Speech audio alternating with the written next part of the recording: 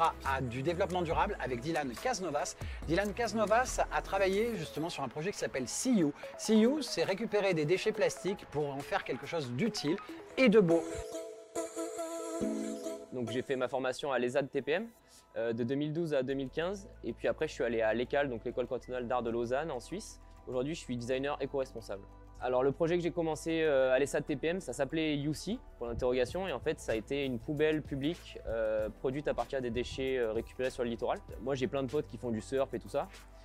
Moi je fais rien de tout ça en fait, je fais pas de surf, je reste sur la plage, tu vois, je les regarde et en fait dès qu'il y a des largades, dès qu'il y a des vagues, il y a tous ces déchets partout quoi. Je me dis mais en fait pourquoi je récupérerais pas des déchets sur la plage et puis je verrai bien ce que je ferai avec. Je démarre mon diplôme en disant bon allez salut, moi je vais récupérer des déchets à la plage quoi. J'imagine pas mal de petits éléments, je me dis peut-être que je pourrais faire un skate, peut-être que je pourrais faire une chaise, etc.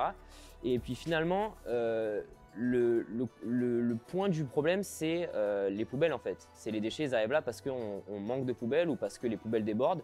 Et je commence à imaginer des poubelles en fait. Et c'est là où je me dis, il faut que je standardise aussi ma poubelle.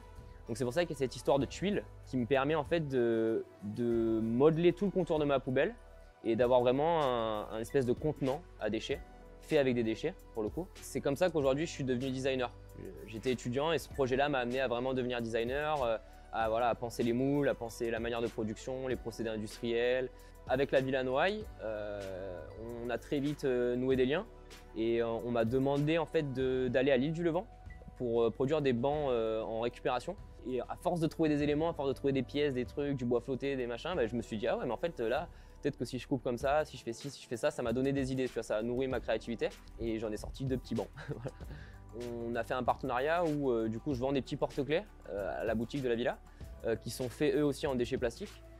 Donc le même procédé et voilà, c'est à l'effigie du bâtiment de la Villa Noailles qui est quand même culturellement parlant dans la région et en France un élément qui est très important quoi.